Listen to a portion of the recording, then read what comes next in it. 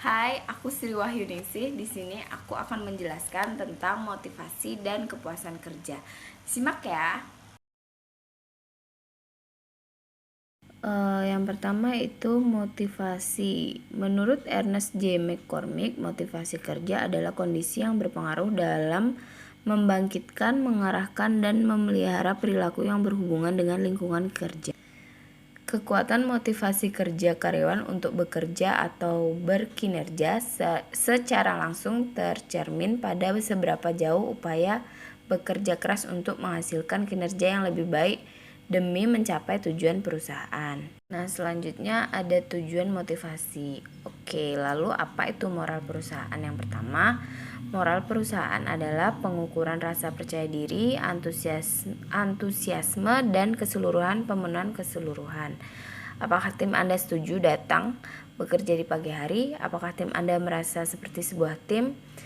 Moral yang baik berjalan seiring dengan budaya perusahaan. Jika kantor Anda dipenuhi wajah-wajah muram dan perasaan, ini kan hanya pekerjaan, maka moral Anda kemungkinan besar nol. Nah, mengapa moral karyawan itu penting? Mempertahankan karyawan itu lebih murah daripada harus berlatih karyawan baru. Jika moralnya tinggi, peluang Anda untuk kehilangan karyawan berbakat itu akan jauh lebih rendah. Meningkatkan moral di tempat kerja, ada banyak cara untuk menanamkan moral karyawan yang positif dan tidak selalu mesti dengan cara menambah pundi-pundi gaji mereka.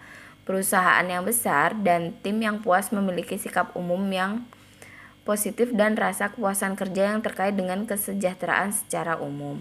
Singkat kata, meningkatkan budaya perusahaan tidak hanya meningkatkan secara signifikan produktivitas dan efektivitas perusahaan saja, namun juga kehidupan tim Anda. Selanjutnya yaitu mempertahankan kestabilan karyawan. Yang pertama, menciptakan lingkungan kerja yang menyenangkan. Hal ini penting dilakukan karena lingkungan kerja merupakan salah satu faktor yang menentukan betah atau tidaknya karyawan untuk bekerja di perusahaan. Yang kedua, menjalin komunikasi yang transparan, karena komunikasi yang tidak transparan dapat menyebabkan ketidaknyamanan bagi karyawan untuk bekerja. Yang ketiga, memberikan kesempatan untuk berkembang. Stabilitas karyawan di tempat kerja akan lebih terjaga jika perusahaan dapat mempromosikan karyawannya ketimbang mempekerjakan karyawan baru untuk mengisi posisi yang lebih tinggi. Yang keempat, memberikan fasilitas kantor yang mendukung yang akan membuat karyawan terbaik lebih semangat dalam bekerja.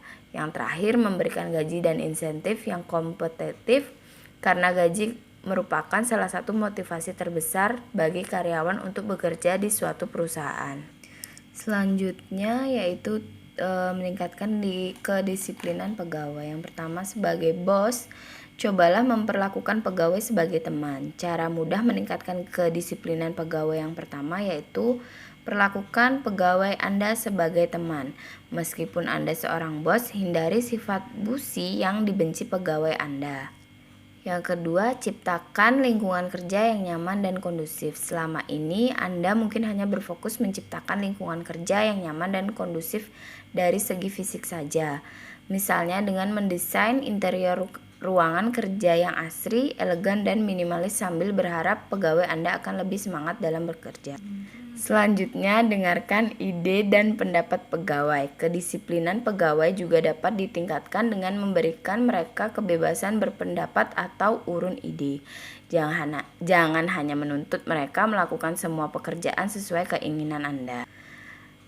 Lakukan konseling secara intens untuk memahami kesulitan yang dialami pegawai, seperti halnya momong pelajar di sekolah.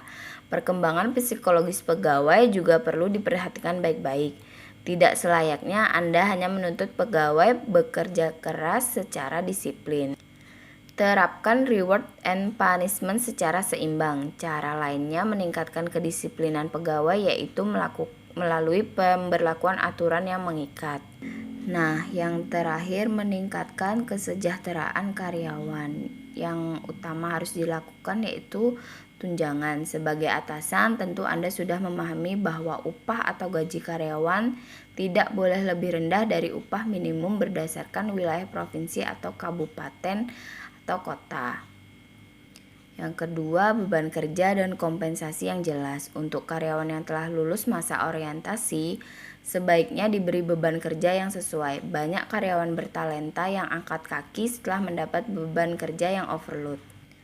Yang ketiga, ada asuransi kesehatan. Asuransi kesehatan melindungi aset perusahaan yang sangat berpengaruh terhadap kemajuan perusahaan Anda, yaitu karyawan. Bayangkan saja jika karyawan Anda sedang sakit, tentu perkembangan perusahaan menjadi terganggu, apalagi bagi perusahaan yang benar-benar menggantungkan hidupnya dari tenaga kerja saja. Yang keempat, perencanaan karir. Memiliki karyawan potensial yang betah bekerja sampai puluhan tahun bukan hal yang tidak mungkin. Salah satu program kesejahteraan karyawan yang dapat Anda lakukan adalah perencanaan karir karyawan.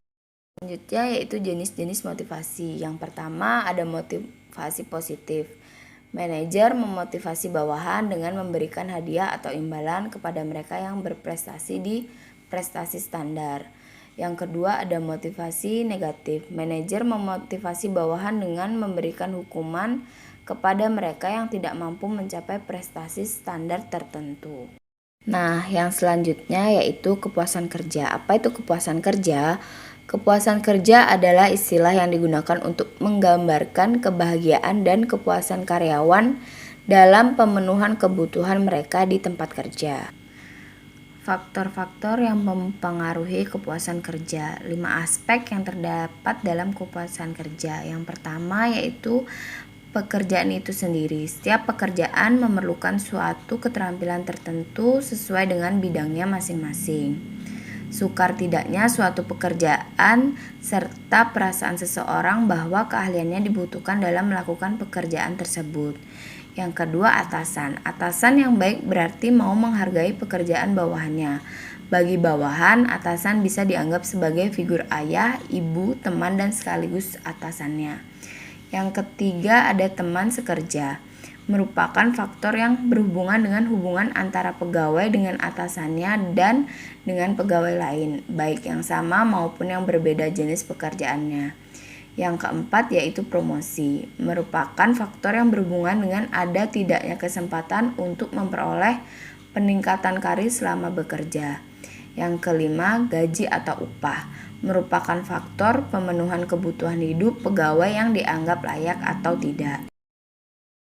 Beberapa hal yang bisa dilakukan untuk meningkatkan kepuasan kerja di kantor.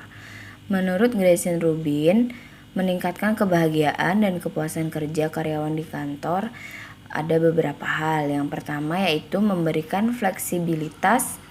Banyak perusahaan kini menerapkan peraturan yang lebih fleksibel dan ternyata hal ini bisa berpengaruh pada pekerjaan. Menurut Rubin, karyawan akan merasa lebih bahagia apalagi bisa memiliki kontrol lebih atas jadwalnya. Yang kedua, mengurangi stres di perjalanan. Sudah bukan rahasia lagi bahwa kemacetan sekarang ada di mana-mana. Perusahaan bisa membantu karyawan untuk mengurangi stres di perjalanan dengan mengubah jam kerja.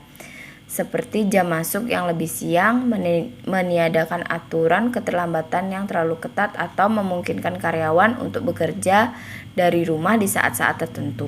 Yang ketiga, buat waktu kerja lebih efisien. Deadline terlalu ketat hingga jadwal kerja yang terlalu padat bisa menimbulkan stres pada sebagian besar karyawan. Karena itu, cobalah tengok kembali standar operasional prosedur yang sudah dibuat serta diterapkan kebijakan-kebijakan yang bisa membuat kerja lebih efisien. Yang keempat, buat komunikasi menjadi lebih mudah. Satu hal simpel yang bisa dilakukan oleh perusahaan untuk mengurangi stres di tempat kerja, yaitu memberikan kesempatan bagi karyawan untuk bersosialisasi. Yang kelima, dorong gaya hidup sehat. Kesehatan mental memang penting, tapi kesehatan fisik jangan sampai dilupakan begitu saja. Pastikan karyawan yang sudah menghabiskan 8 jam waktunya untuk bekerja bisa mendapatkan akses untuk membuat tubuh mereka bugar. Misalnya, adakan kegiatan olahraga bersama. Yang keenam, ciptakan lingkungan yang positif untuk pertumbuhan. Bekerja bukan hanya sekedar dilakukan demi mendapatkan uang. Banyak juga karyawan yang meningkatkan skill dan pelajaran baru di tempat kerja. Perusahaan bisa mendukung keinginan karyawan untuk berkembang dengan menyediakan training serta jenjang karir yang tepat. Itu tadi tentang motivasi dan kepuasan kerja. Semoga ilmu ini bermanfaat ya buat kalian. Terima kasih.